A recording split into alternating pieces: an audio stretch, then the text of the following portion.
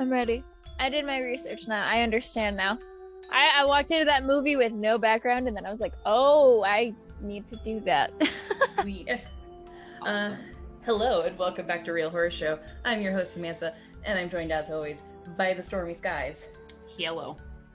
Hello. And Hello. Today is a very exciting day because, as we hinted at on the mini show, which is not out at this time, we have a special guest this week. We have Paige from the Debatable podcast, which we were on a couple months ago. Yeah. Yes. Hello. Hey, Paige. How are you? Oh, I'm great.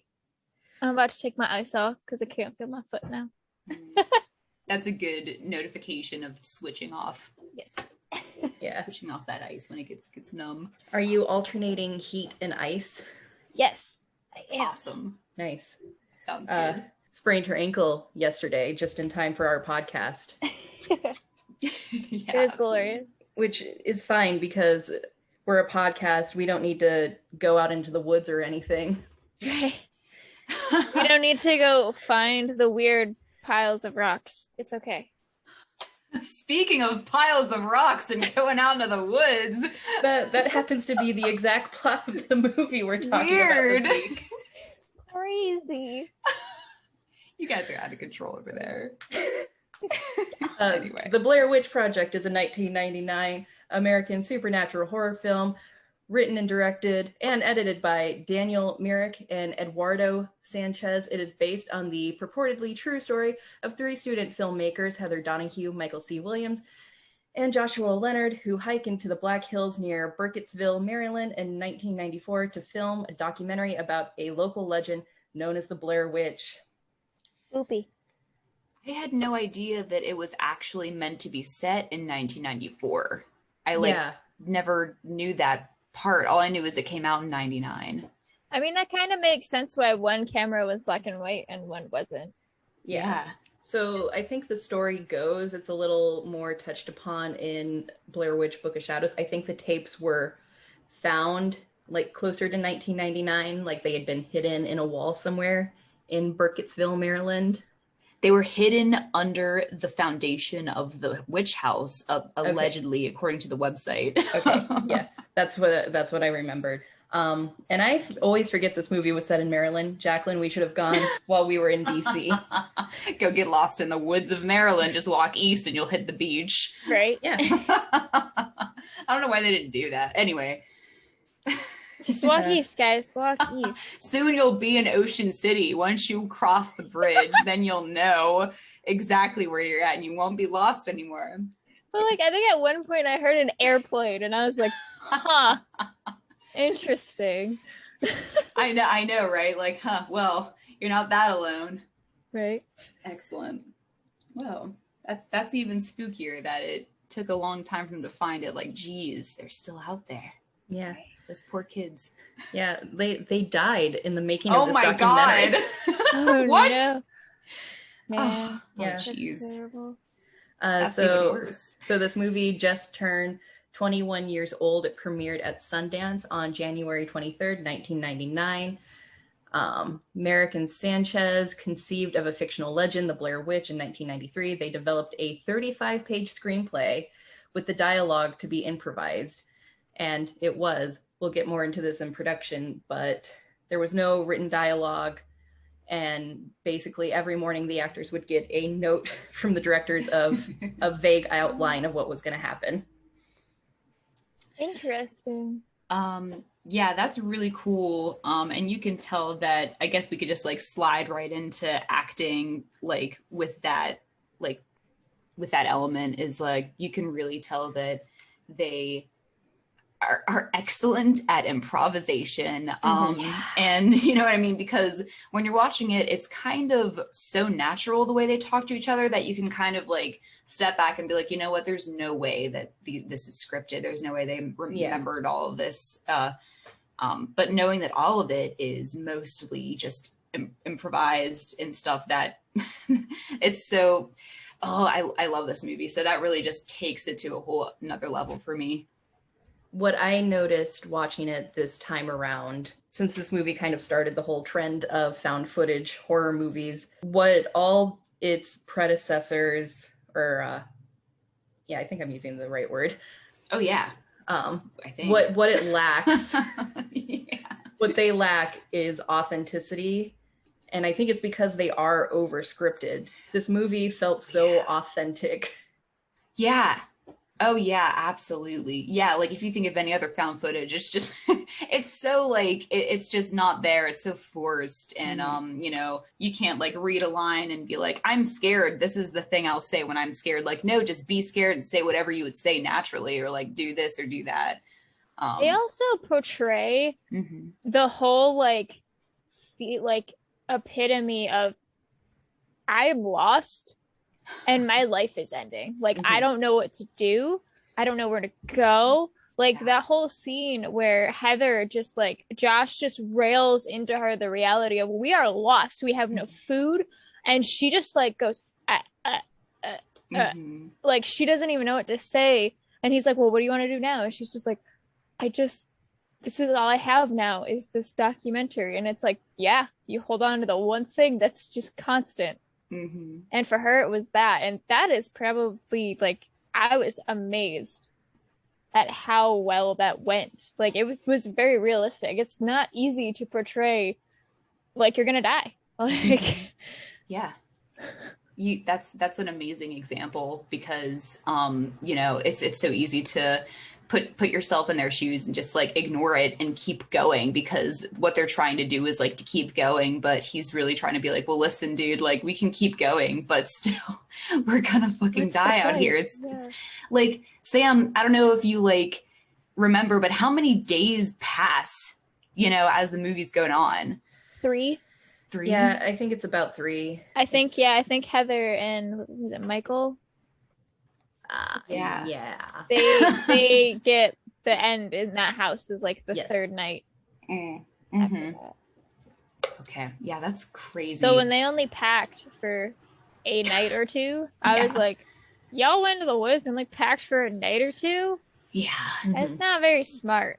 It is still a rookie mistake, and it's funny that you say that too, because they are rookies, you know what I mean, like in a way. So that's kind of believable. Like they just were fucking around and now look where they're at.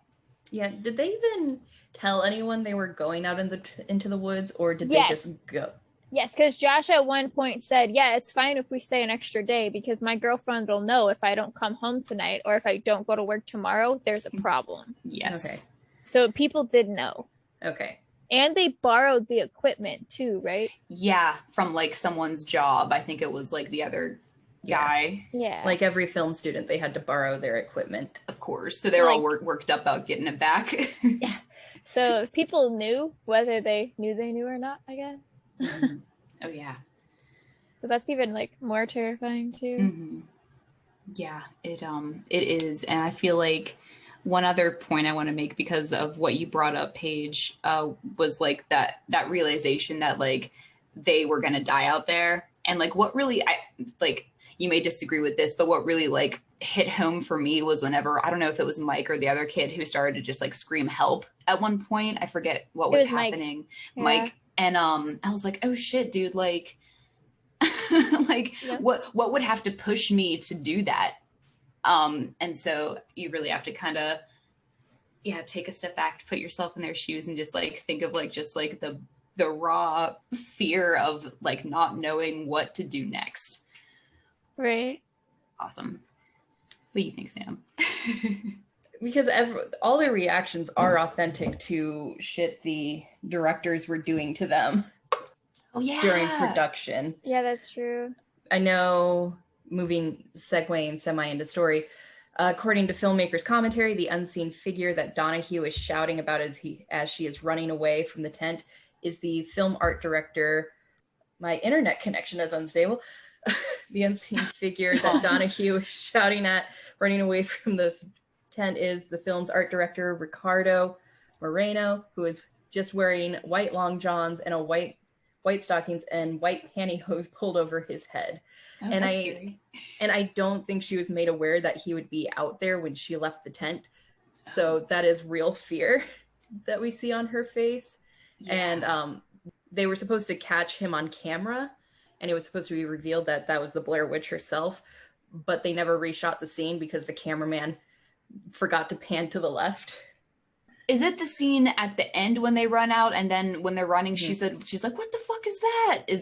Yeah. Oh shit. Yeah. Because I'm always like, what does she see? Right. Yeah. And we never know, which is extra mysterious. Then at the same time too, I feel like that would be a reaction of running with the camera. Your head would look, but you wouldn't move the camera. Yeah. So like that's pretty, like that's a realistic thing to do. Like, oh my god, what's that? But then keep like everything else is moving in a different direction. So yeah.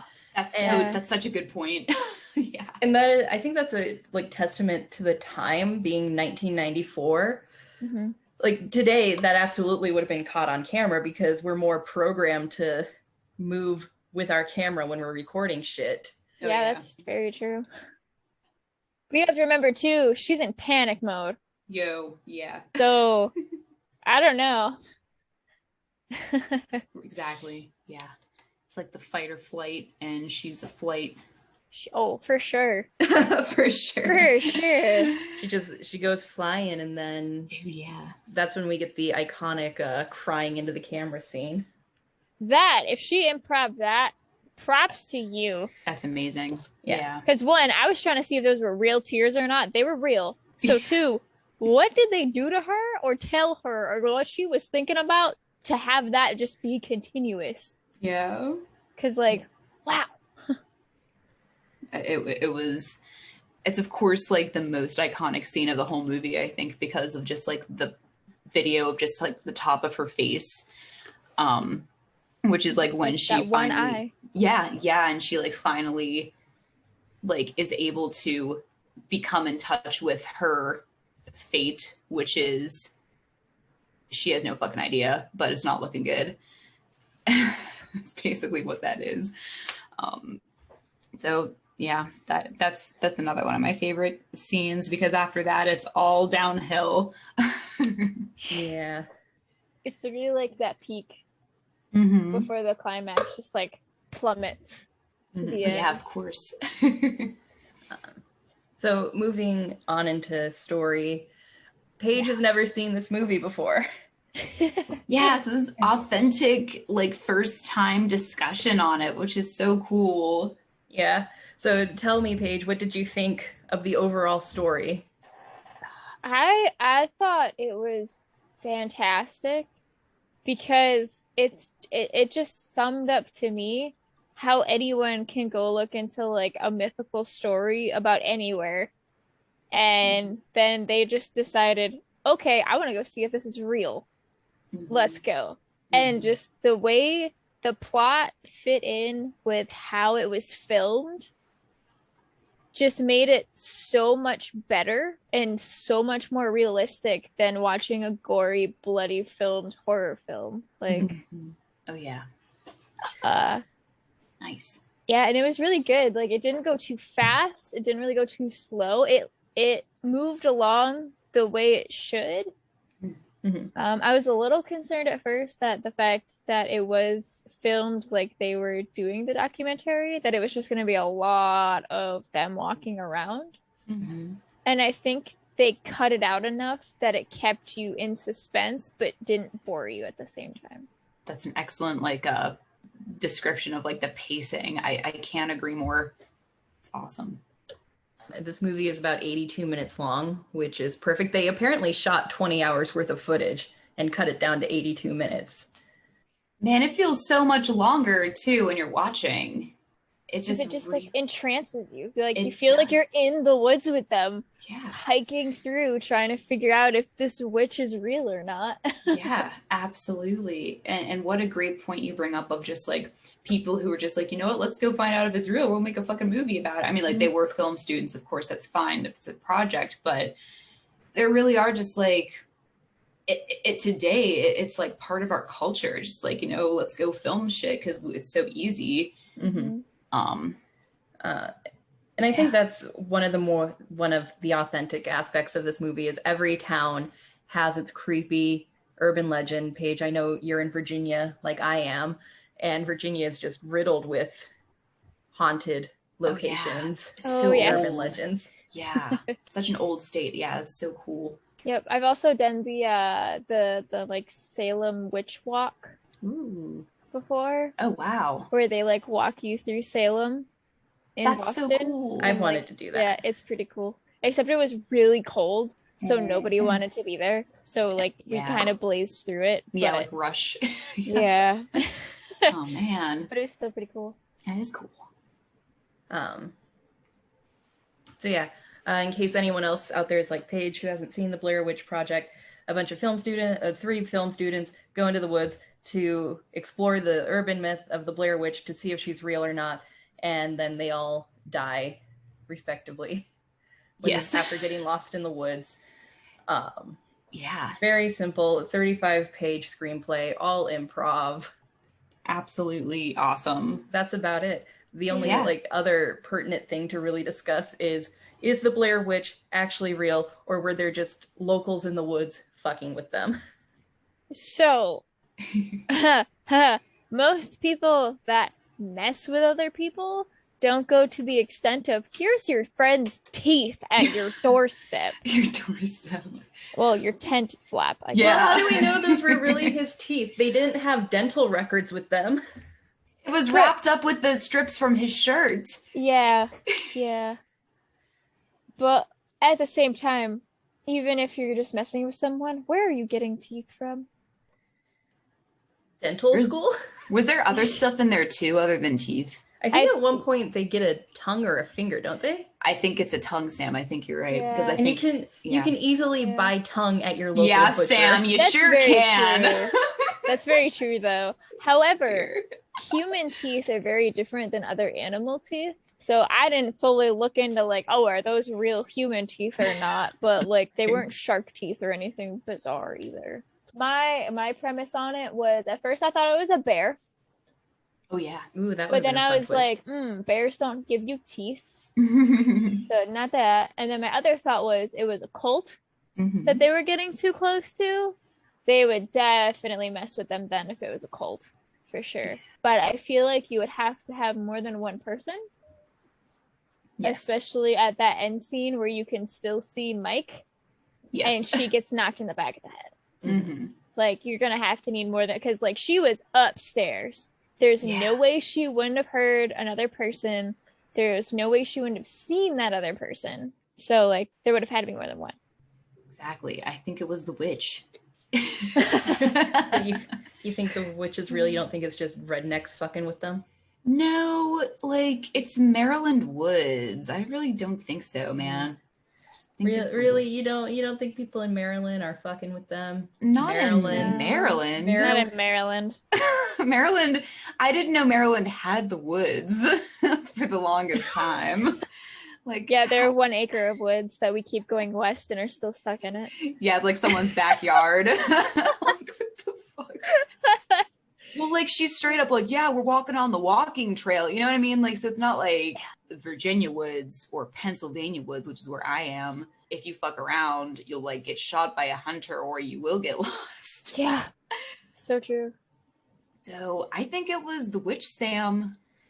Yeah. I don't know. How And do you explain the witch I house, Sam? I just remembered that you can absolutely buy fake teeth. They didn't have Wish.com back in the day, but Wish.com sells fake teeth. Well, like, Sam, it was Halloween when they were doing the filming. Remember Yeah. when they were in town, there was like Halloween decorations? So, That's maybe true. maybe they went to Party City and got some fake teeth. Yeah, Burkittsville Party City. Woohoo! No, I think Or it they just was went the to the witch. local morgue and Yeah, just the local Oh, board. yeah. I mean, that the one lady they interviewed, the crazy Bible thumping lady, she Mhm. probably has some fake teeth laying around. oh Oh yeah, goodness. maybe she's the witch. Yeah. No, no. And even if they were wrapped in his flannel shirt, it was 94. Everybody had flannel shirts in 94. Yeah. But it's good to have two sides of like someone who's skeptical and someone who does believe that they found what they were looking for because she was ready to like reveal herself on that day, Yeah. the third day. I do wonder, had they not accidentally fucked up that shot where we're supposed to see the quote unquote Blair Witch. Mm-hmm. If the debate of whether or not she was actually real or if just people were fucking with them would exist. That's a good question, because I never ask people after they watch it, like, do you think it was the witch or something else? Because I never like considered that it would be anything else, so I just never asked anybody. Just like, everybody knows it's the witch.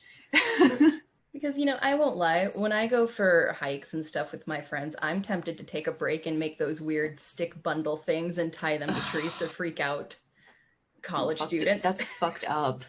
Well, like, it was funny when they found all the ones hanging from trees and stuff, and I'm like, y'all never been like a Boy Scout or Girl Scout where you gotta go make lean-tos in the woods all the time? Like, those just randomly are everywhere in the woods. Like, so why is this any different? Like, yeah, little lean-to shacks. Like, I had to do that as a Girl Scout. It's like, out in the woods. Okay, go make a lean-to. Okay, cool. That's awesome.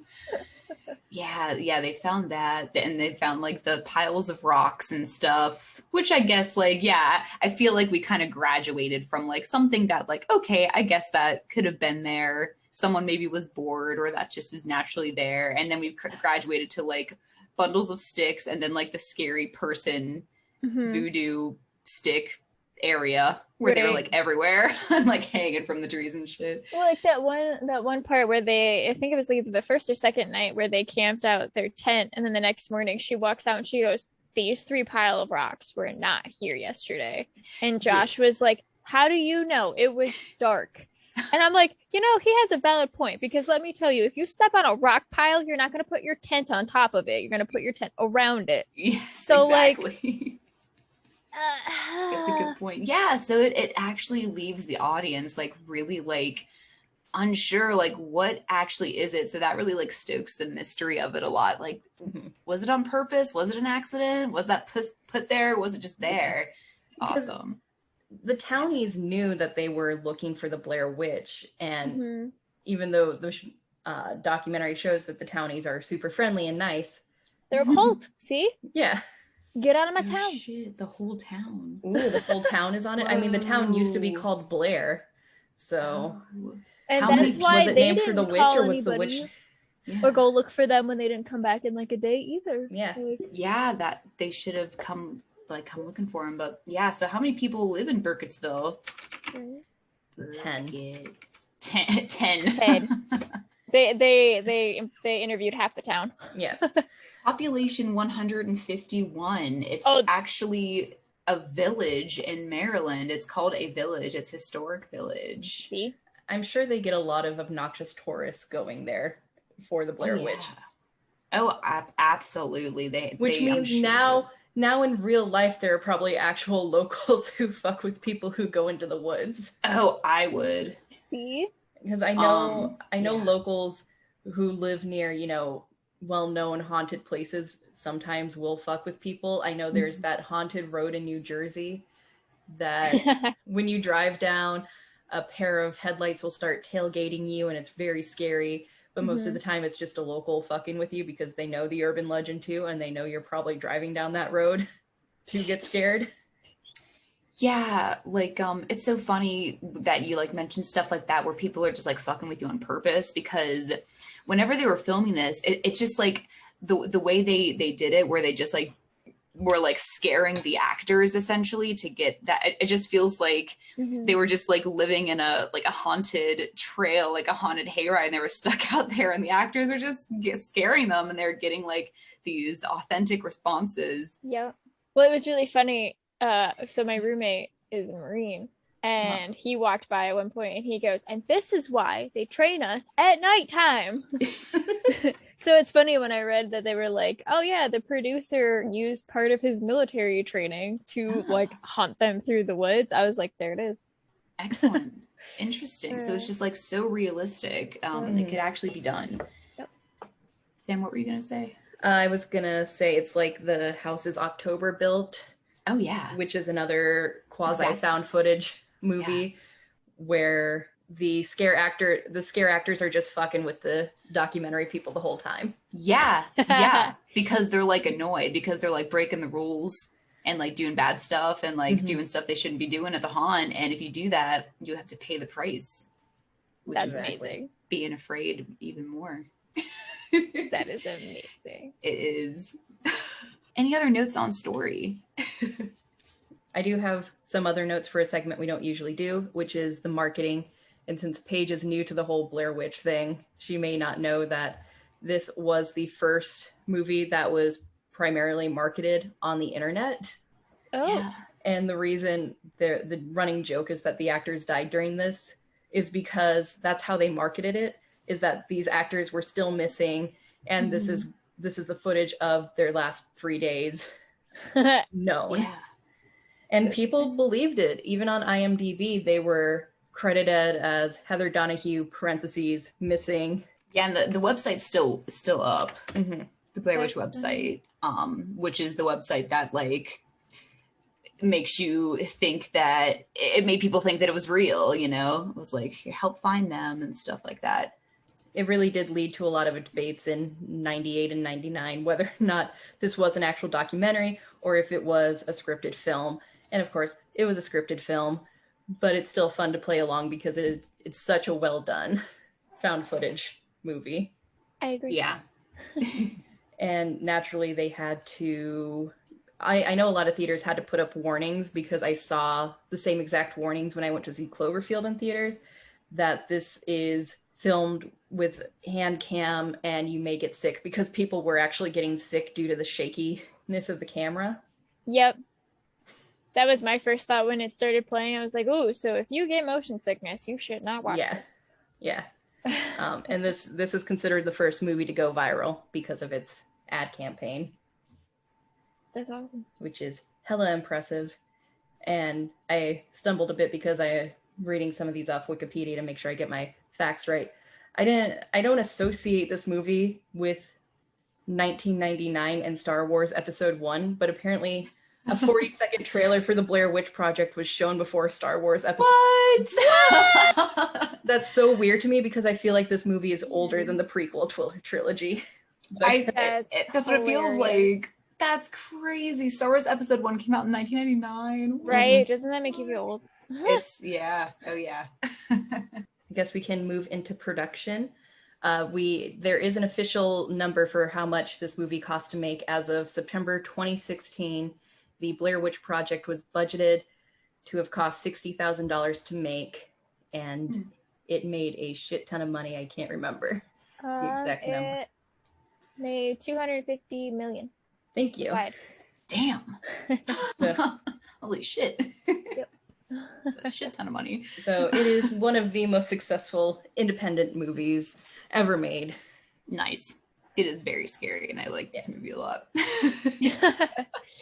I was not expecting it. As I said, I walked into it completely blind. I literally just put it in Netflix and watched it, and I was like, nice.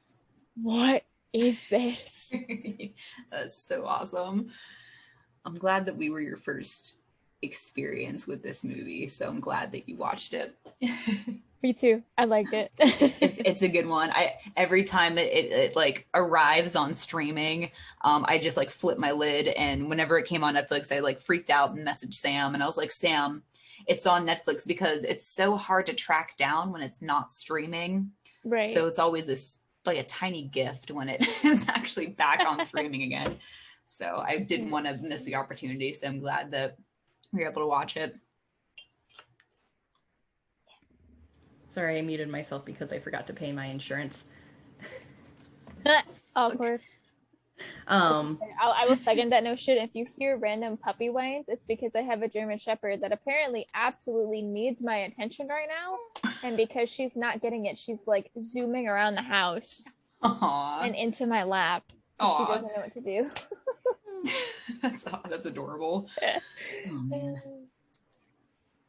all right, Sam, well, you're done paying your bills now. I'm working on it. Well, geez, I guess I'll have to talk about production. Production notes. Okay.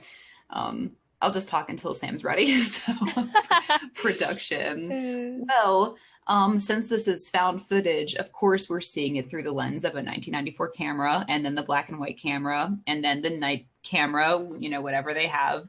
And you know what?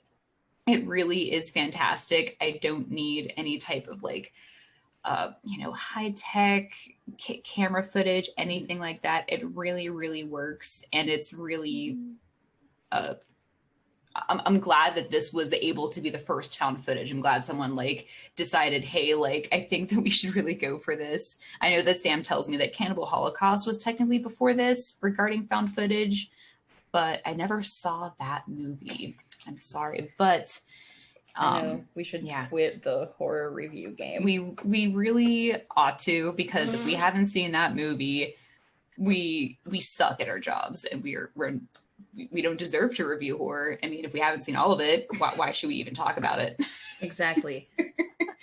So it's funny you say that you didn't need the big effects and stuff, because they actually filmed 4 alternate endings to this movie. Wow, interesting. Oh, wow. Because the original movie, which is the original ending, which is what they ended up sticking with, left audiences kind of confused and disturbed.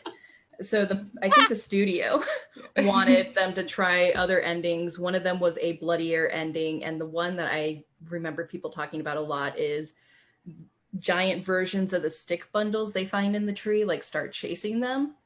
And I think they intentionally made the alternate endings bad because they liked the original ending they shot. That's because the original ending actually relates to like, oh no, this could happen, and that's why it causes so much like anxiety. Yeah, and I think it really proves that you don't need a lot of special effects or even gore to make something super disturbing and memorable, because now that Paige has seen it, she's going to know why everybody remembers the guy standing in the corner at the end. Yeah, so then my question about that, sorry to like side tangent. Yeah. Was he just like frozen there? Was he like was there a stake holding him up? No, I have your answer. You guys. Good. Because in the beginning of the movie, they are talking to some guy. I don't know if it was a fishing guy or like somebody else.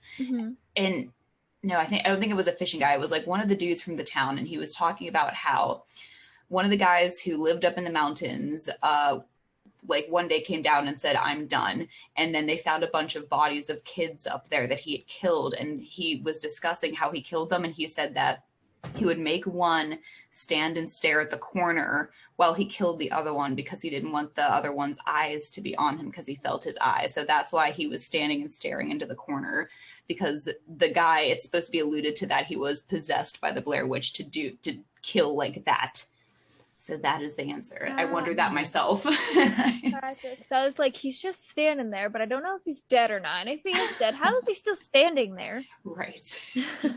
He's frozen with fear, and the Blair Witch is like, look in the corner, I don't know. Right. But like, I think that's what they were trying to like come full circle with that, that wait to die.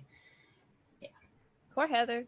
I know. God, her running through that house screaming his name, like, dude, I would do that too. Like, she's so scared. Okay, first of all, Mike, you're dumb. Okay? He walked into a house with bloody handprints. Dude, bye-bye. I know. Be gone. Like, we need to find Josh. Like, no. There's blood in here. I'm out. Yeah. It's like, Josh is clearly dead. Yeah, right? Like, I know you didn't see and then Heather stupidly follows him in there. Like, I think she accepted her fate at that point. Yeah, she's too scared to be alone. So she just like goes where he goes, because like, if you're so scared, like, why stand outside? What if the witch is outside? Like, you gotta just at least be with somebody else. Yep. Like, I dabble in urban exploration, but it's usually at least more than 2 people at a time. Oh, yeah. Right. Just and it's like during the day. Yeah, we go during the day. Good. We don't do nighttime things. Nope, we don't. Yeah. Well, I mean, had we gone at night, my friend's family used to own storage units that sat abandoned for like 15 years before they finally sold them. And she kept this from us for 15 years. So in their last few months of existence, we went there a few times to explore, once just to see what it was like. And then we went back with bolt cutters once we got permission from her parents, and just bolt cut all the locked units because a lot of them were open, some of them were still locked, and we noticed one had a brand new lock on it. Cool. And so my boyfriend taught himself how to pick locks, and he was able to get that one opened because it was brand new, not rusted yet. And we opened it. I still have the video. I think I shared it on our Twitter last year when this happened. We opened it, and it was an apartment. A homeless person had started living in there. There was a rain shower, a hammock, a propane heater, a gas mask so they wouldn't poison themselves with the propane. Oh my goodness, that person thought that through. Yeah. So naturally, my friend freaks out. We close it, we lock it back up, and then her parents sell the units, and we're like, you know what? We should go back there and leave a note for him or something. To be like, hey, somebody else bought these. You might want to leave. Yeah, that's basically what she wrote him.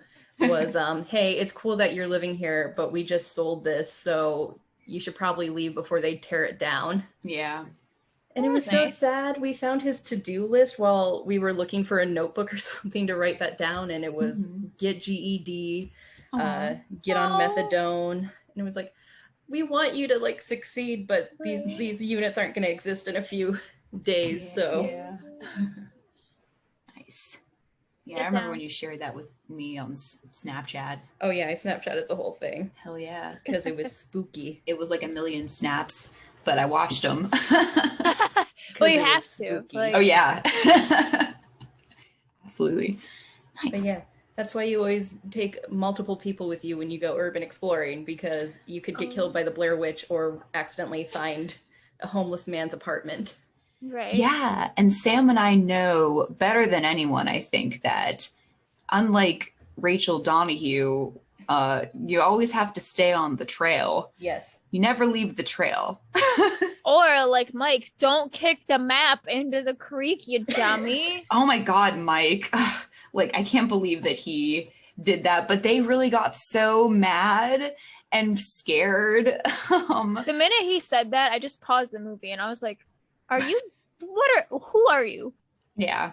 Just because you don't know how to read a map doesn't mean the other two don't. Right. I don't get why they didn't bring someone with them that knew how to read a map, knew how to traverse and navigate, even if they didn't have a map. If you're not experienced in the outdoors and going into the woods, that should be someone you have on your documentary team.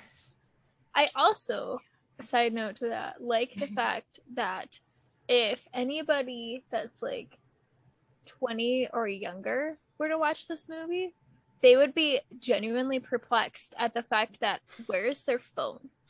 Yes. Just call somebody. Or just why can't I just use Google Maps? Yeah. They actually had to use a map because there was no technology of that sort. Exactly. Well, Heather said she insisted on being able to read the map and going in the direction they were going. And Heather said that she'd been there before. I think I called her Rachel before, my bad. But she insisted, and these dudes didn't question her because they didn't think they'd be in the woods for more than a day and a night. I mean, to be fair, she did get there, but I think her relativity to time was very bad. Oh yeah, because it was getting dark all the time. She'd be like, "Oh, it's gonna take 2 hours," and the next day. I know, right? She'd be like, "Oh, you have 5 more hours and we'll be there. Just keep going east or north or wherever the hell they were going." And yeah, man. It's I can understand the frustration, but at the same time, she had a relative idea where she was until you ditched the map like a dummy. Yeah. Yeah, that was a huge twist. But even if you lose the map, it's not super hard to kind of navigate your way back because you can use the sun as a directional tool. No offense, I don't think Mike could do that. Yeah, that's fair. Yeah, a sun, and I think Heather said that she also had a compass too that she was using. There are other things that you can use, and there are things that you can do while you're trekking in, so you can look back and go back the way you came. But I think what made this movie extra scary, because even if they were to do stuff like that,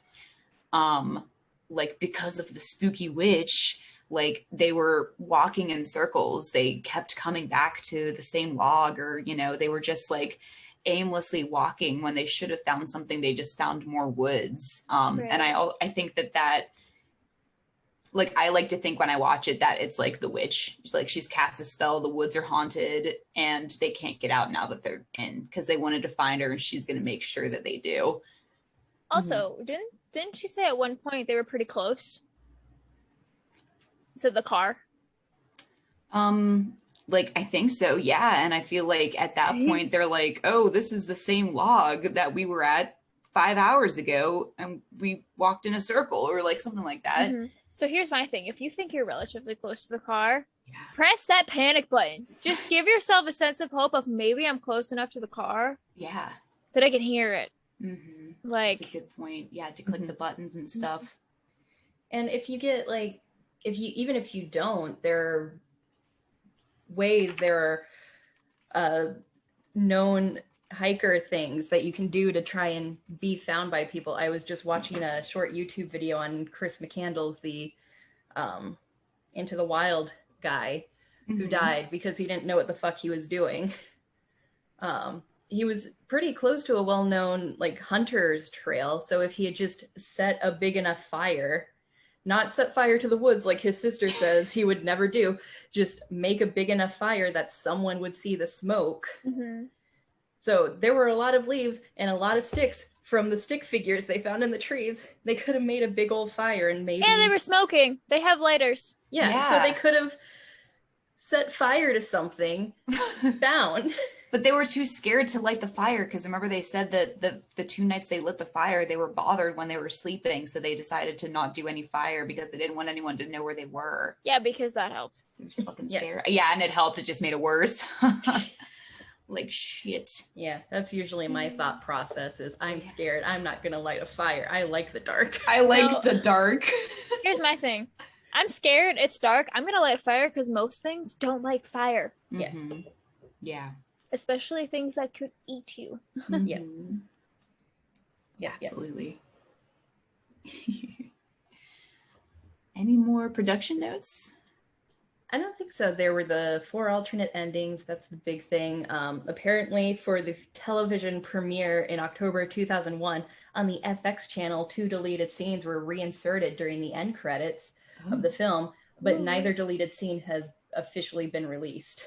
Oh. No, So it's a one-time deal. Yeah, that sucks. I was like 10. Shit. No, I was 8 in 2001. And how many people don't watch through the credits? A lot. Especially so how many people actually saw them? Not a lot. Not especially on cable TV. I flip to the next thing. And especially if it's not a Marvel movie. Mm-hmm. Sam, what is Curse of the Blair Witch? Curse of the Blair Witch is a mockumentary that was released on Sci-Fi a couple years following the release of the movie. Or a few months, actually. A few months following the release of the movie. Or actually, I'm not actually reading what Wikipedia says. I'm looking at it. The backstory of the film is a legend fabricated by Sanchez and Myrick, which is detailed in Curse of the Blair Witch, a mockumentary broadcast on the Sci-Fi Channel on July 12th, 1999. So I think it came out before, or technically after the movie, because it premiered at Sundance. Mm-hmm. And then it went nationwide on July 30th. So the mockumentary came out right before the theatrical release of the movie, probably just to amp up the hype that this is a real thing. Yeah, wow. I was just like looking at stuff online. Yeah. What is that? Interesting. So that's pretty cool that they like went all in for the lore there, and I like that. Mm-hmm. It really paid off in the end. Oh, absolutely. It's so scary. Oh, I love this movie. All right. Well, I guess if we're done with production, we can move on to our segment on realistic aspects. And I think we really discussed a whole lot of them. Anything else that we didn't touch on? Any realistic aspects that we didn't discuss yet? They kept them in the woods for 3 days, correct? Yes. Yeah. Okay, so like, was she actually sewing her pants back together? Yeah. Like, probably a needle and thread. Yeah, like that. I feel like that really portrays like they hadn't showered, they didn't eat, they were drinking water from who knows where. Yeah. Like they were doing the real things. So I think that helped them react to things a lot better too. They had very little communication with the production team. They just got a note every morning outlining what's going to happen. Like, just the making of this movie sounds terrifying. Right? Oh, yeah. It's like being stuck in an all realistic, 100% scary, haunted attraction. Mm-hmm. It reminds me of, like, honestly, like Lord of the Flies, where the kids get trapped on the island. Mm-hmm. And even though there's 3 of them, it shows how much, like, societal values just diminish when you don't eat or you don't have your nicotine. Mm-hmm. Like, or you don't sleep a lot. Right. And you're just like fucking terrified, and you like have other like responsibilities, but you can't get to them because you can't get out and you can't get that communication out there. So there's so much like anxiety building. Yep. Nice. I guess traveling with Mike would be pretty bad. Oh my God, Mike, the new kid. Wasn't he like the new one that they like just they met? just brought him along because he had the equipment. I think Josh literally said that at one point. He was like, I just brought you along because you had the stuff and you knew how to use it. Yeah, he's the cousin your parents force you to include in everything. Yep. It's because he doesn't have friends. Mm-hmm. Yeah. Mm-hmm. Yeah, so I would be more pissed if I was Mike then. The one time you have to go do stuff with your cousin and you die. You end up put in a corner by the Blair Witch. Yeah. And you starve first. You eat a leaf. Eat the leaf. Yeah. Oh man. I guess just the idea that, because it is pretty spooky that there's just a cemetery in the middle of the woods that's been abandoned. And that is like a real thing that exists in America. Jeez, that is really scary. So like that house that they find, that's a pretty normal occurrence, especially up north because of the Underground Railroad. There's just houses in the woods because at one point it was used for human trafficking, essentially. Yeah. Wow. So like that's a normal occurrence where I'm from, is you can go in the woods and you just find a house and it's just there. So scary. Yeah. It's just really creepy. Sam, do you know anything about the house that was used in the film? Like, did they have to go find one? I think so. They talked about it. Oh yeah. The final scenes were filmed at the historic Griggs House, a 200-year-old building located in the Patapisco Valley State Park near Granite, Maryland. Let's see what the Griggs House was. God. Two-story stucco face, post and beam, wooden structure, house, stone foundation, 1984. Creepy pictures. It doesn't say much. It's just a house that exists. Probably it was probably part of the Underground Railroad at some point. It's on that trail. Yeah. Yeah. Oh wow. Yep. Well, So creepy. probably a safe house at one point, and it was used for alcohol smuggling too. Yeah, Prohibition. bootlegging. Those houses usually go hand in hand because of the era that they were built. Oh yeah, this is so they have like black and white pictures of it, which makes it all creepy looking. Yeah. And like going back to the cemeteries, just being in the woods, since a lot of families buried their dead on their property, finding little abandoned cemeteries near old abandoned houses, I don't think is that uncommon in America. My friends' parents who live out in the bumfuck middle of the woods, they have a cemetery on their land, not theirs. Whoa. But it's there. God. It exists. I had a classmate in college who her like side yard was a cemetery. What? Yeah. Yep. Oh my goodness. It's also fairly common if you're the house next to a church. Yes. Oh yeah. That Because especially those are usually around the same, like they're usually plotted together. Yeah. Especially in England. England has all of their like little cemeteries in front of their England is churches. haunted. It's just haunted. Yeah. Oh yeah. I mean, to be fair, that whole country kind of has some weird things going on. So Yeah. They're much older than America, so of course it's just naturally haunted anyway. Well, I mean, you have England with their fun, and then you have France with their dead body passageways. So, Yeah. Oh yeah. Oh yeah. like, that whole area is just like, Yeah. people, we use them for everything. People, their dead bodies, we don't care about disturbing them and making them haunt us. We're just gonna nice. Anyway, awesome. Any other realistic aspects? Like we talked about not leaving the trail, not throwing the map away, getting a person that can read the map. Yeah. Packing for more than 2 days, especially if you're in the woods, just in case. Oh, the scene where they're trying to like rock hop across the creek. And you literally just get the first photo, like image of her feet wet, and they're both just laughing at her, and I'm like, that's I can relate to that, right? Yeah. Just because like you can feel how sad she looks as she's like looking at her feet because they're now soaking wet, and she's just like. Okay. Yeah, she's like, oh, I'm glad that you guys find it funny that I'm just gonna be uncomfortable for the rest of the day. Right.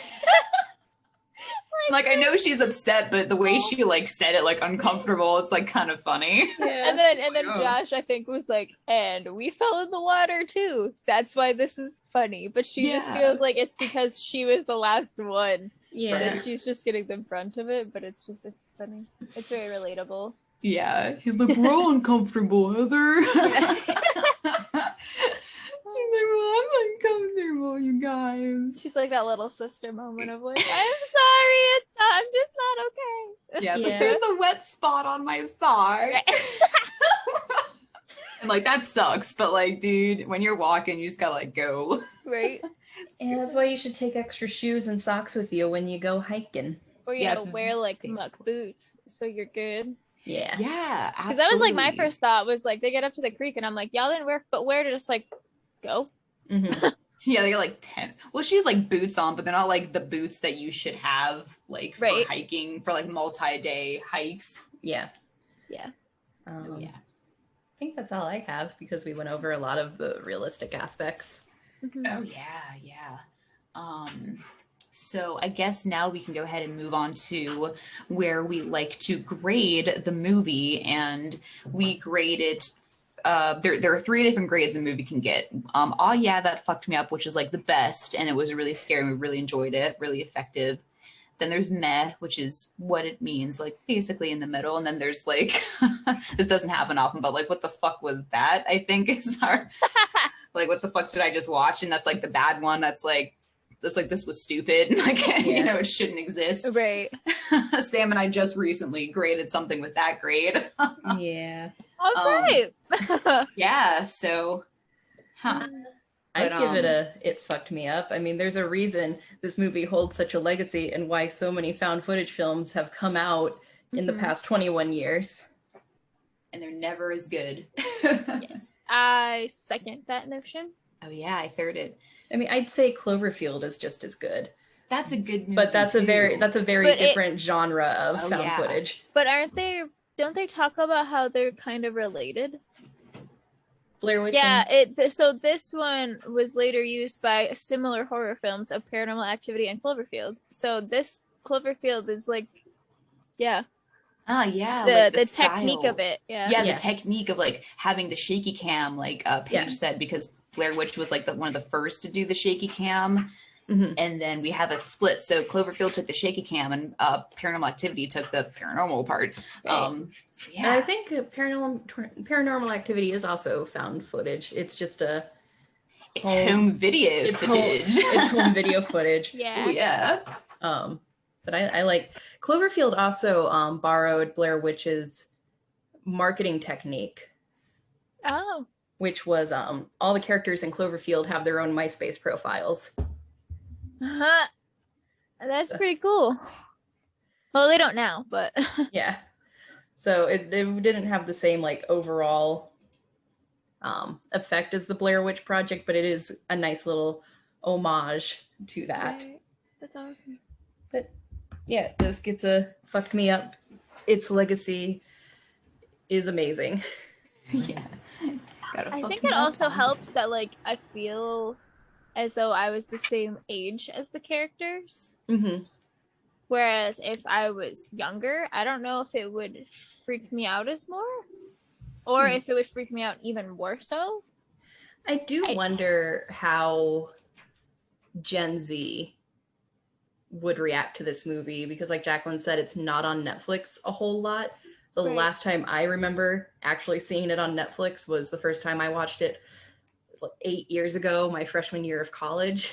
Oh, wow. So yes, this movie could go viral on TikTok any day now. Right. And then my next question is, if you were like a parent, would you just like judge them the entire time? Like, what parents let them do this, and why didn't they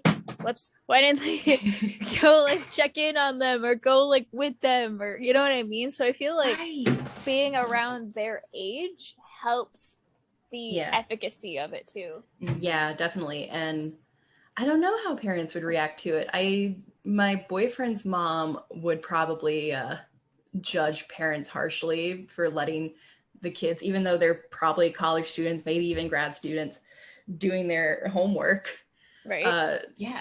Because I was watching we were trying to watch a West Memphis 3 documentary at their house once, and his mom was like, oh no, that wouldn't happen to my kids, because I always knew where my kids were. But that was in 1994 when kids were just like let out to live their own lives, even at 8 years old. Yeah.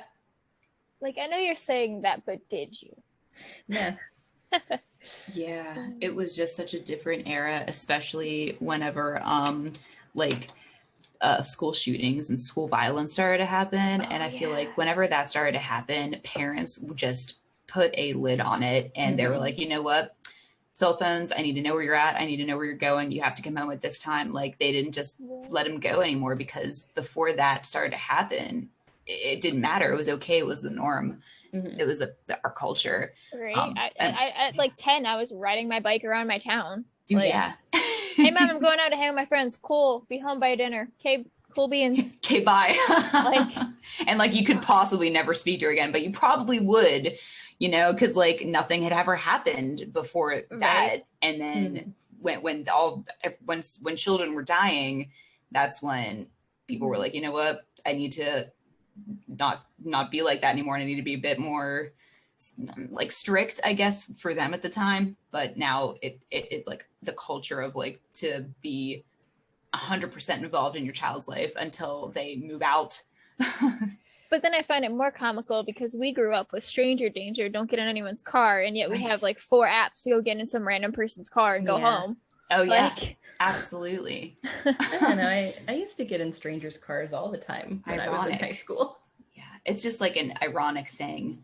Yeah, but that's a good point too. Absolutely. Like, Sam, as much as they were like, yeah, go do stuff, don't be stupid about the stuff you do.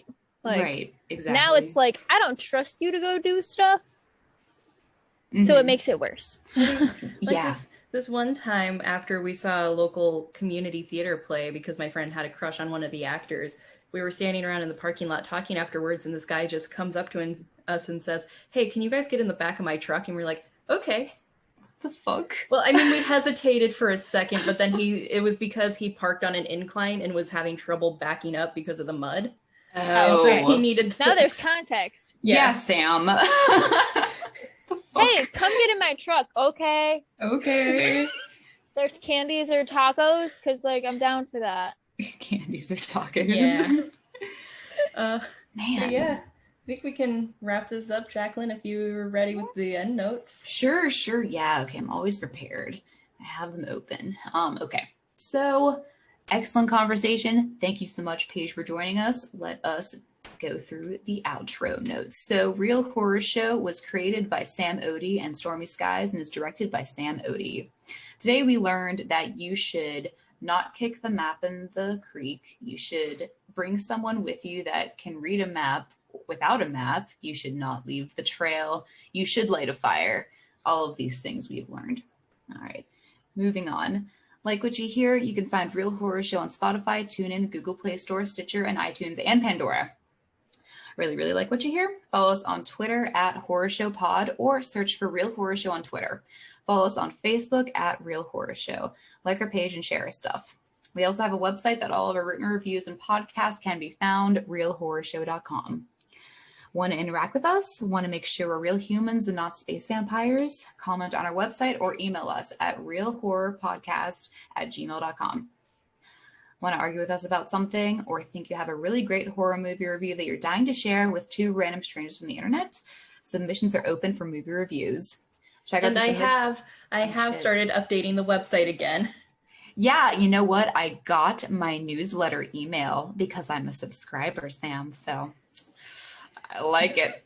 I think that our subscribers are really excited to start listening again. All two of them. Yeah, all two of them. Stoked. Oh yeah, they're getting them emails, man, and it says we just posted a new video or a new podcast, whatever. The fuck, who was I? Check out the submit page. Yeah, okay. Submissions are open for a yearly anthology, as they always are, called the October Monologues. Check out the submission guidelines on our website and send us your creepy shit. We love horror, and if you're listening, you do too. Please help us keep our project going by visiting our support page on our website, where you can make a one-time donation via PayPal. We also have an Amazon wishlist if you feel like buying us something tangible will help convey your love more than a monetary donation would. Also, buy us a coffee is a button you can click that will pay us the amount you would need to buy a coffee. A little bit goes a long way. Sometimes we can't help out artists monetarily, and that's okay. By simply liking, sharing, retweeting, and even giving us an awesome review will help us out tremendously.